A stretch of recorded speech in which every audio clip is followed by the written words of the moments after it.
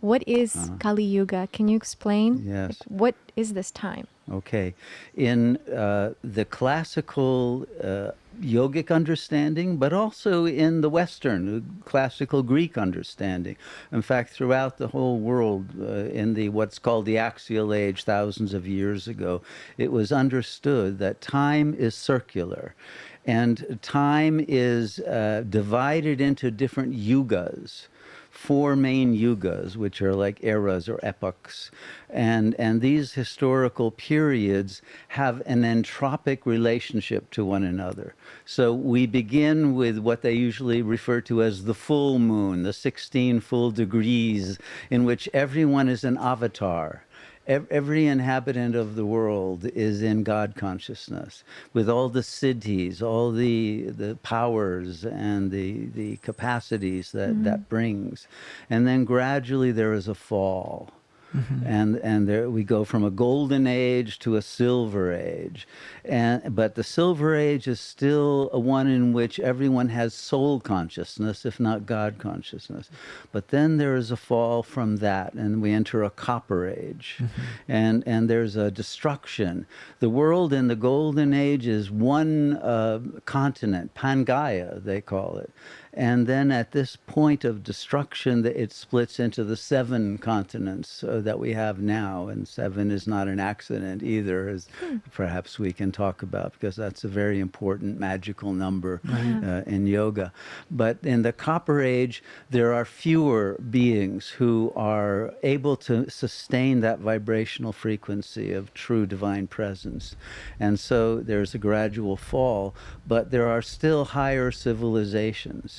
We have only the relics of a few of them now, like the pyramids of Egypt and those kinds of temples and megaliths and Stonehenge, those things. But we don't know really what they symbolized and how the people lived. And then we entered Kali Yuga. And this is called the Dark Age, the Iron Age. It's the age in which we are now in ego consciousness for the first time, no longer even in soul consciousness. The ego is a derivative of the soul. And the ego for the first time is consciousness identified with the material body. Before that, consciousness was always at a soul level and transcendent and connected to angels and to higher beings and to have the power to shift into different levels and frequencies of consciousness. But once we entered Kali Yuga, we lost that power, and the ego, because of its identification with the mortal body, came the fear of death. And the fear of pain and of aging and all of that, and the loss of the sense of being at home in the world. Right? And then as Kali Yuga continued over thousands of years, and it started with a number of prophets who came in those early days to give us the awakening. That's when yoga began, and that's when Buddha came shortly after that, and the Mahavira and various others. And you also had the awakening of the Greeks and the Persians, Zoroaster, Zarathustra, and the Taoists in China. So you had still an awakening, but then that gradually became lost, and the cultures began to become more aggressive, more warlike, and more selfish, greedy, envious, and more fearful. And less intelligent and less coherent, until we now have reached this point at the end of Kali Yuga where we have such a dumbed down population that people cannot even recognize what is going on. There's a mass die-off, there's genocide happening, there are incredible things, but most people are in denial of them because they can't handle the truth.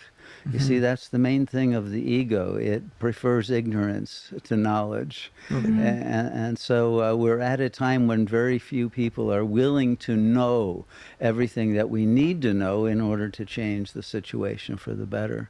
So we're at the end of that period where almost all, even egos, let alone souls, are exhausted.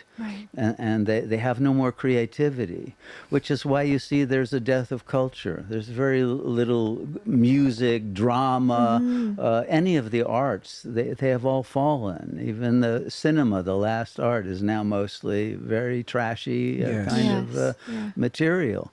And there's a loss of all moral values, all of the traditional ways that society was able to sustain itself with divine masculine and feminine energies that are all lost now in transgenderism and all of that. And so people are so confused, and they have no more values, and they feel so cynical. And so depressed and so nihilistic that they are actually captured by what we call the lower death drive, which is a drive in the ego that wants to die. When it can't handle life and sustain its happiness, which it no longer can, even with drugs or whatever else they want, they want to get out. And so there's a massive epidemic of suicide in the world today. I don't know if you're aware of that. It's rising. Yes, and violence and every other kind of perversion and of antisocial behavior.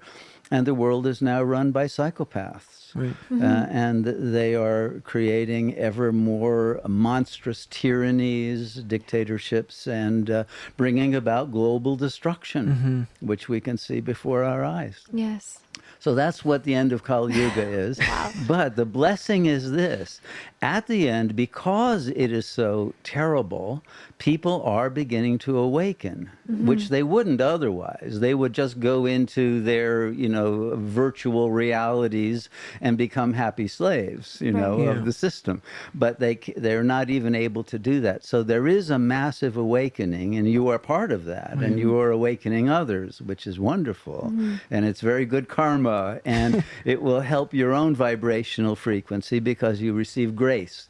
That divine intelligence that is responsible for all of this is also more and more visible, more perceptible by those who turn to God or Brahman or the Buddha mind, however you want to refer to that ultimate reality.